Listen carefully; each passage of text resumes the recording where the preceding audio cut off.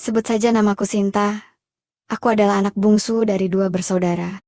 Saat itu usiaku baru 28 tahun, dan telah dikaruniai seorang putra berusia 3 tahun. Meskipun aku sudah berumah tangga, kurang lebih 3 tahun, tapi aku dan suamiku masih tinggal di rumah peninggalan orang tuaku. Selain belum bisa membeli rumah sendiri, mendiang orang tuaku juga sempat berpesan untuk merawat rumah peninggalannya itu. Selain aku dan suamiku, di rumah itu juga dihuni oleh kakakku, Kak Marta. Bukan karena dia belum bisa membangun rumah sendiri, tapi karena 2 tahun lalu, Kak Marta bercerai dengan suaminya. Dan alhasil, rumah beserta putra sematawayangnya yang berusia 13 tahun, menjadi hak suaminya. Sejujurnya, aku merasa kasihan padanya. Pasalnya, di usianya yang bisa dibilang tidak terlalu tua, yaitu 45 tahun, ia belum menemukan pengganti suaminya. Sehari-hari aktivitasnya, ia habiskan dengan bekerja sebagai pembantu panggilan, jika ada hajatan, atau acara lain di sekitar komplek. Selebihnya, hanya tinggal di rumah, melakukan pekerjaan rumah layaknya ibu rumah tangga biasa. Aku pun sebenarnya juga tak bekerja, tapi aku memiliki suami seorang PNS, dan mampu menopang kebutuhanku, dan juga anakku. Dan karena kami tinggal bersama Kak Marta juga, otomatis gaji suamiku juga harus dibagi bersama dengannya. Sejujurnya, aku dan suamiku berharap ada seorang pria mapan yang mau menikahi Kak Marta. Tapi hampir 2 tahun menjanda, belum ada titik terang untuk itu. Entah apa kekurangan Kak Marta, padahal jika kuperhatikan, wajahnya tak kalah cantik denganku. Bahkan jika boleh jujur, posturnya pun lebih baik daripada aku. Sebagai sesama wanita, tak dipungkiri jika Kak Marta juga pasti masih membutuhkan pendamping. Hanya saja, selama ini untuk memenuhi kebutuhan batinnya, aku sering mendengar suara aneh dari kamarnya. Ya, suara seorang wanita layaknya sedang menunaikan ibadah bersama suaminya. Dan aku yakin, Kak Marta sedang melatih jemawi sendiri di kamarnya. Aku juga sering menguintipnya dari celah ventilasi, jika ku dengar suara aneh itu di kamarnya. Dan herannya, setiap kali aku sedang menunaikan kewajiban malam bersama suamiku, aku sering teringat Kak Marta. Aku merasa iba padanya, dan otomatis, semangat serta moodku langsung hilang. Pada saat itu suamiku pasti bertanya kenapa. Tapi, sebisa mungkin aku tak menceritakan perasaanku yang sebenarnya padanya. Sampai pada suatu malam, aku terjaga dari tidurku karena kembali mendengar suara aneh yang berasal dari kamar Kak Marta. Dengan perlahan, kubangunkan suamiku dan memintanya untuk beranjak. Aku mengajak suamiku melangkah perlahan keluar, lalu ku minta suamiku untuk menguintip dari celah kunci. Kak Marta memang sering kayak gitu ya, Mah? Tanya suamiku setelah memperhatikannya. Ya, sebenarnya, itulah yang menjadi pikiranku selama ini, Pah. Suamiku lantas berbalik, menoleh ke arahku. Masalah? Apa, Mah? Ya, itu alasan. Kenapa semangatku langsung hilang, Pah? Aku kepikiran sama Kak Marta. Aku kasihan sama dia, Pah. Jadi itu alasan Mama selama ini, ungkap suamiku. Aku hanya mengangguk mendengar ungkapan pengertian dari suamiku. Kalau boleh, aku ingin berbagi sesenangan dengan Kak Marta, Pak. Sebuah kalimat ringan terlontar begitu saja dariku. Sontak suamiku terkejut. Ia menoleh, sambil mengerutkan keningnya. Mama beneran, kasihan sama Kak Marta, tanyanya. Memastikan ucapanku tadi. Iya, Pak. Tapi mau bagaimana lagi, ucapku sambil menunduk. Mah, sudah berapa lama kita berumah tangga? Papa yakin Mama nggak akan berpikir yang bukan-bukan kan? Kalaupun Mama ingin Papa membantu Kak Marta, Papa bisa usahakan kok, Mah.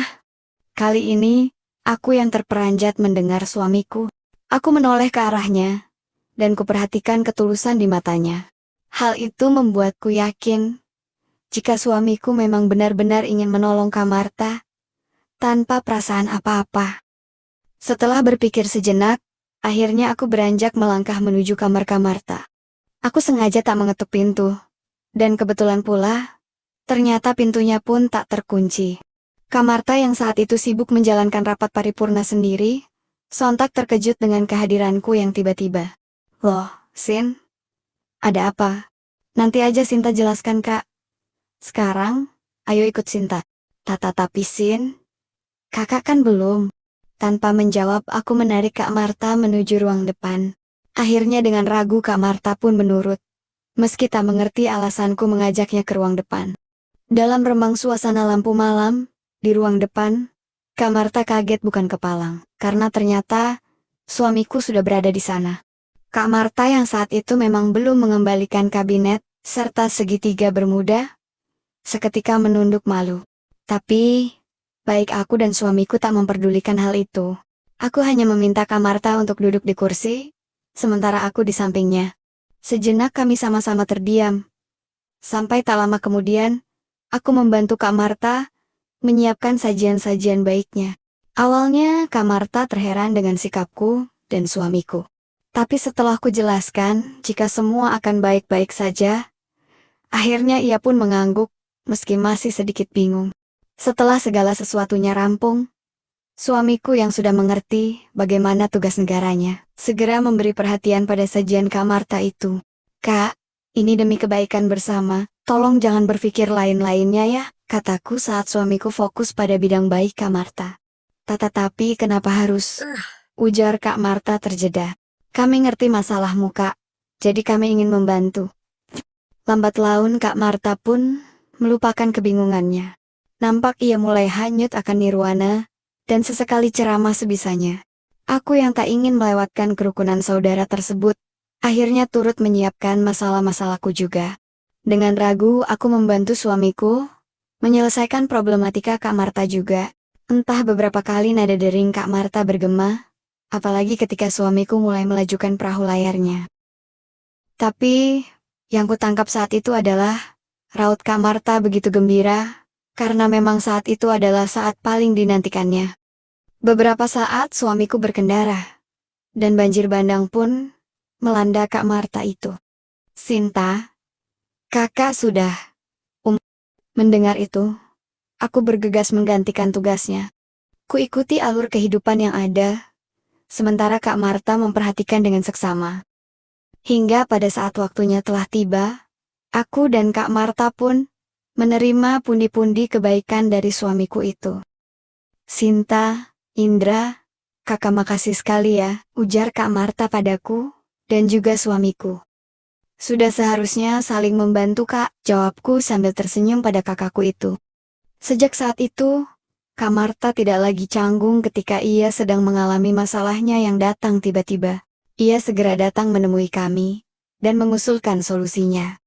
Baik aku dan suamiku pun, begitu antusias menolongnya. Karena bagiku kebahagiaanku, juga menjadi kebahagiaannya.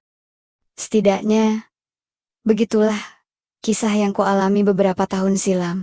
Sampai menginjak di tahun berikutnya, mendadak Kak Marta kembali rujuk dengan suaminya.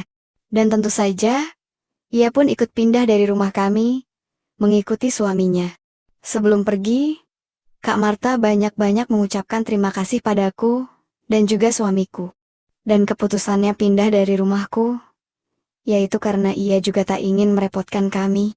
Lagi pula Kak Marta juga berpikir, tak mungkin pula jika ia harus melanjutkan kerukunan saudara itu. Demikianlah kisah yang kualami beberapa tahun yang lalu. Dan sekali lagi, di sini aku hanya ingin berbagi kisah, tak untuk dicontoh, atau diikuti. Setiap orang, pasti punya kisah sendiri, dan semoga, dengan kisahku ini, ada hikmah yang bisa dipetik, untuk kehidupan, yang lebih baik lagi. Assalamualaikum warahmatullahi wabarakatuh.